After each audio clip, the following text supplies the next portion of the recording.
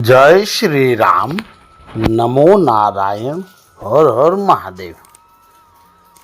ये गुप्त नवरात्रि में 10 महाविद्याओं की पूजा की जाती है और ये महाविद्या कौन कौन सी देवी है उसके बारे में मैं आपको बता रहा हूँ। नवरात्रि के दौरान देवी दुर्गा की अंगभूता 10 महाविद्याओं की साधना वही साधक करते हैं जो तंत्र मंत्र और गुप्त विद्याओं पर सिद्धि प्राप्त करना चाहते हैं। अघोरी, साधु और तंत्र मंत्र के साधक महाविद्याओं के अनन्य भक्त होते हैं और इनकी साधना से उन्हें अचूक सिद्धियां की प्राप्ति होती है। ये 10 महाविद्याएं कैसे अवतरित हुई और उसको कैसे प्राप्त किया जाता है वो भी मैं आगे आपको बताऊंगा।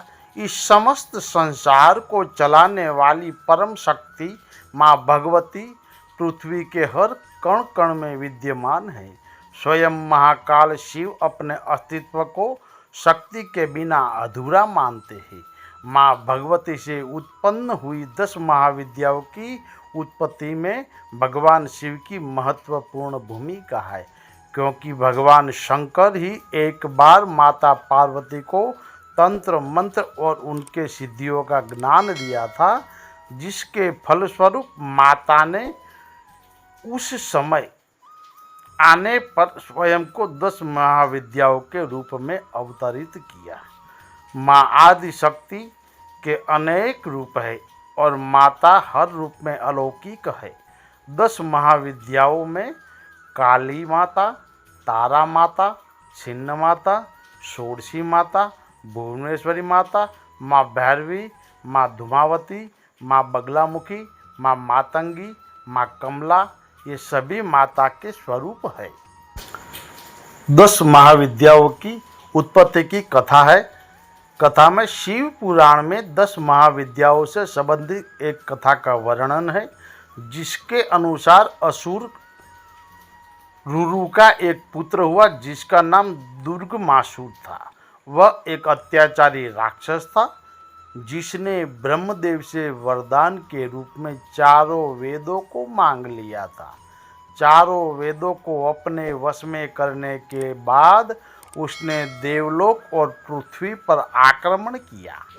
वेदों के लुप्त हो जाने से पूरी सृष्टि में सारे मंत्र भी लुप्त हो गए और इससे हवन, पूजा, जप और देव साधना जैसी क्रियाओं का लोप हो गया।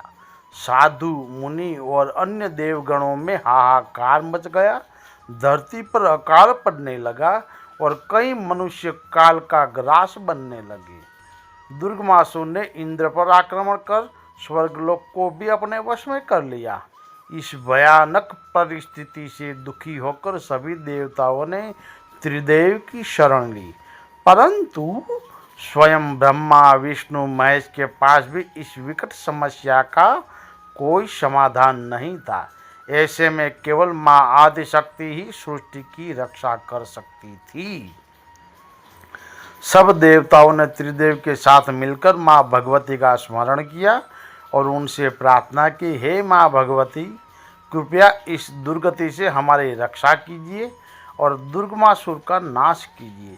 तब माँ भगवती ने 10 दिशाओं में अपने 10 स्वरूपों को उत्पन्न किया, जो 10 महाविद्याएं कहलाई। पहला है काली माता। यह प्रथम महाविद्या है। माता का यह रूप कृष्ण वर्ण है और उन्होंने खप्पर धारण किया हुआ है। माता की जीवा में अपने मुख से बाहर है।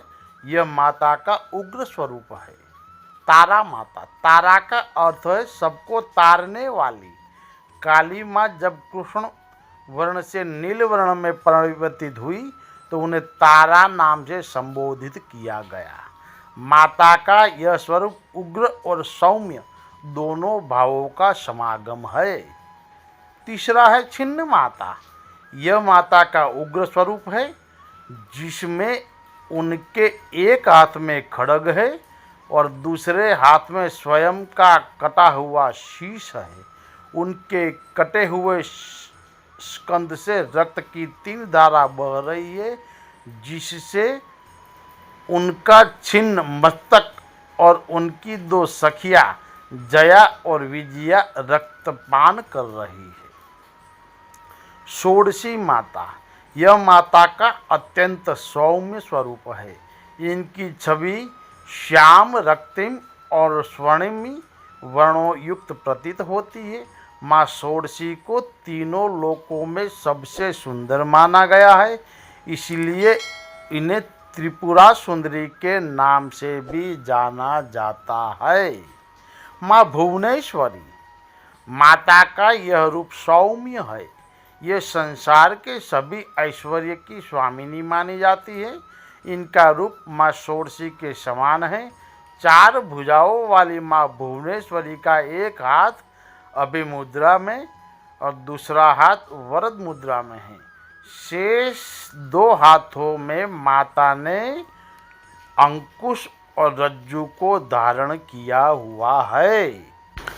भैरवी माता, माता के इस स्वरूप में उग्र और सौम्य दोनों ही गुण समाहित है, इसीलिए उनका एक रूप महाकाली की तरफ है और दूसरा स्वरूप माँ पार्वती की तरह शांत है। माँ भैरवी महादेव के अवतार भैरव की अर्धांगिनी है। माँ धूमावती, माता का यह स्वरूप धूम वर्ण अर्थात धुएं के समान है। माता का यह रूप एक वृद्ध विधवा के समान है और इनका वाहन कौवा है। यह माता का उग्र स्वरूप भी कहलाया जाता है। माता बगलामुखी, माता के इस रूप को पीताम्बरा भी कहा जाता है। इस संसार में उठने वाली हर तरंग का कारक माता का यही स्वरूप है। माँ बगलामुखी माता का उग्र स्वरूप माना गया है। माँ मातंगी, शिव का एक नाम मातंग है और मातंगी शिव की अर्धांगिनी है। हरित वर्णी अर्थात हरे वर्ण में अवतरित हुई माता मातंगी चतुर्भुजा है। माता के इस स्वरूप ने लाल वस्त्र धारण किए हुए है। यह देवी आदि शक्ति का सौम्य स्वरूप है। माँ कमला, माता का यह रूप सौम्य है। इन्हें तांत्रिक लक्ष्मी के नाम से भी जाना जाता है। इनका संबंध तंत्र, सिद्धि, समृद्धि और सौभाग्य से है। माँ कमला कमल पर विराजमान है और उनके आभूषण धारण किए हुए हैं। इनका स्वरूप स्वर्णमयी है। माँ के इन 10 स्वरूपों और दुर्गमासुर की विकराल सेना के बीच घमासान युद्ध हुआ।